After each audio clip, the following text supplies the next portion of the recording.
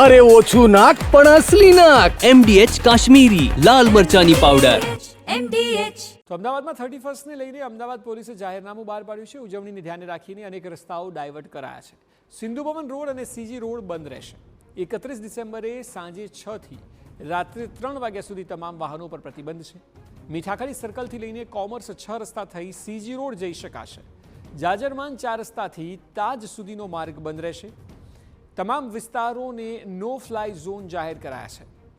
SG highway પર passenger વાહનો સિવાયના ભારે વાહનો પર પ્રતિબંધ છે. વાહન ચાલકો SP રિંગ રોડનો ઉપયોગ કરી શકશે.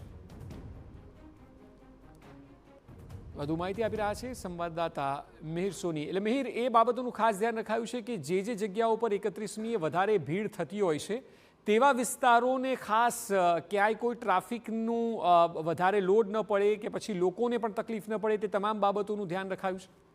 અક્ષય, ચોક્કસથી કે જે 31st ને લઈને આ સમયે જ્યારે લોકોની રાત્રિના સમયે ઉજવણી માટે ભીડ રહેતી હોય છે, જેને લઈને શહેર પોલીસ કમિશનર દ્વારા આ જાહેરનામું બહાર પાડી અને ખાસ આ 31મી ઉજવણીને ધ્યાનમાં રાખી રસ્તાઓનું જે ડાયવર્ઝન છે તે કરવામાં આવે છે. જેમાં ખાસ CG રોડ અને સિંધુ ભવન રોડ કે જ્યાં આગળ લોકો એકઠા થઈ અને ન્યૂ યરનું ઉજવણી છે તે કરતા હોય છે ને જેને લઈને CG રોડના જે સ્ટેડિયમ સર્કલથી લઈને પંચવટી સુધીનો આ 31 ડિસેમ્બરના રોજ સાંજે 6 વાગ્યાથી અને 1 જાન્યુઆરી સુધી મોડી રાત્રે એટલે કે 3 વાગ્યા સુધી આ તમામ પ્રકારના વાહનો માટે પ્રવેશ બંધ છે તે કરવામાં આવ્યો છે.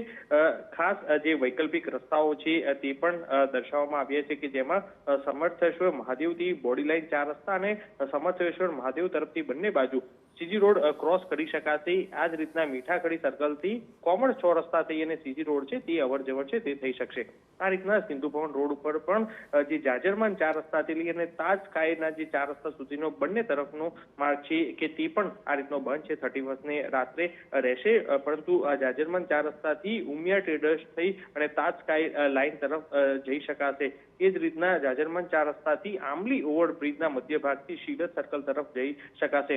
ત્યારે આ તમામ જે વિસ્તારો છે કે જે સિંધુ ભવન અને CG રોડના ત્યાં આગળ ફ્લાય ઝોન છે તે પણ જાહેર કરવામાં આવ્યું છે અને ખાસ તે રાત્રિના સમયે જે ભારે વાહનોનો જે સમાવેશ થતા પેસેન્જરો વાહન સિવાયના તમામ વાહનો પણ SG હાઈવે ઉપર પ્રતિબંધ છે તે પ્રતિબંધ જાહેર કરવામાં આવ્યો છે. કારણ કે જે ભારે વાહનો પસાર થવાના કારણે SG હાઈવે ઉપર જે ટ્રાફિક સમસ્યા થતી હોય છે કે જે તે પણ ન થાય તે માટે જાહેરનામામાં ઉલ્લેખ છે તે કરવામાં આવ્યો છે. એટલે જે ભારે વાહનો છે તે સરદાર પટેલ રિંગ રોડ એટલે SP રિંગ રોડનો ઉપયોગ છે તે કરી શકાશે.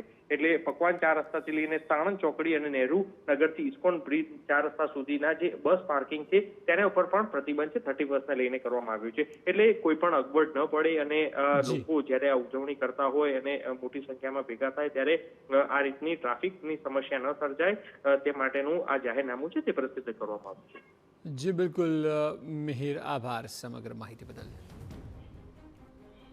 MDH કિચન કિંગ મસાલા રસોડામાં હોય તો આપણે કાંઈ પણ બનાવી શકીએ છીએ. રીંગણાનો ઓળો, બટેટા ફુલાવર, ભીંડી મસાલા અને બીજું ઘણું બધું. MDH